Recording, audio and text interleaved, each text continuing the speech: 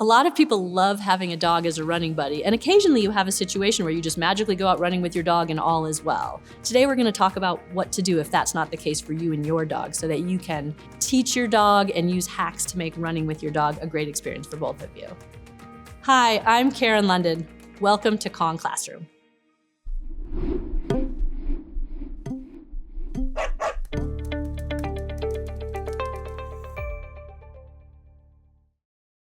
I love to run with dogs on an out and back route because one of the issues we often have with dogs is that they love to sniff. And I love for dogs to get to go on walks and get to sniff, go on Sniffari. But when I take a dog running, the run's for me and they get to go along and get their exercise too. But because they're so interested in sniffing, if you go on an out and back route, even if you have to work to keep them from sniffing on the way out, you'll often have an easier time on the way back because they've already sniffed it. So I like out and back routes for running with dogs rather than circular routes.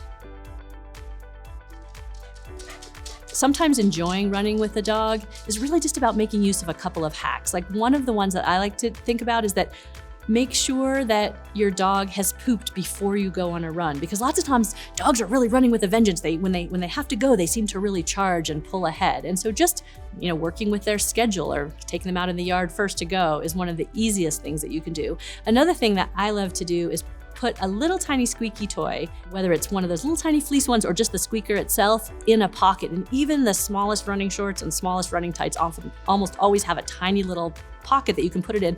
So if your dog starts to get distracted by something, or they're slowing down, or they're just not with you, and you just go, just squeak it. If you don't have a pocket, I'll actually put a squeaker right here. If men are not running with a sports bra, they don't have this option, but for most women, just a little squeaky toy right there is great. And if you're not using the space, just go ahead and put the squeaky there and get your dog going with you. I think it's really important to consider the equipment that you use with the dog when you run, and it depends on the dog. But one of the things I think is so helpful is to have a leash that goes around your waist so that your hands are free. That way you're not affecting your stride, and also as you're moving your arms when you're running, you're not pulling on your dog by mistake. I also like a leash with a little bit of like a bungee tension on it, because if you're running with anyone, whether it's a person or a dog, occasionally you're gonna get a little bit off speed from one another, and just to absorb the tension of that. I like that. Some dogs do really well running with the harness, and some dogs do better with just a flat collar. But I think the key thing is to have a leash that has a little give to it, a leash that goes around your waist. And I often like to run with a slightly longer leash. Many dogs, it's so difficult to run with them on a 4 or 6 foot leash, but you do a 12-foot leash and everything is gold, and they have a little more freedom. You've got a little more room to absorb the shock of any changes, and it just goes a lot more smoothly.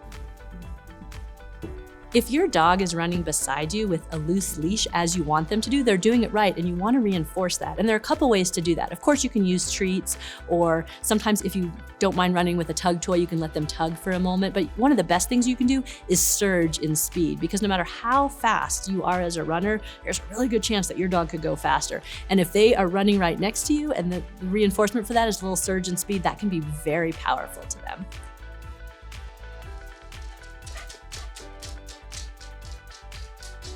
It's important to make sure that your dog is safe during a run. And of course, you want to consult with a veterinarian to see if your dog can run and should run. And every dog is different, but a lot of veterinarians do advise that dogs under a year don't go for runs. But again, check with your veterinarian for your individual dog.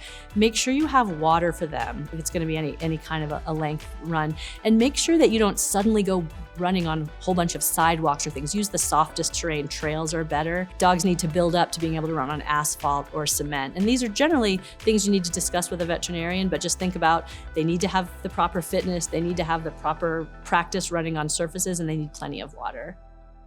I'm Karen London. Thanks for joining us in Kong Classroom.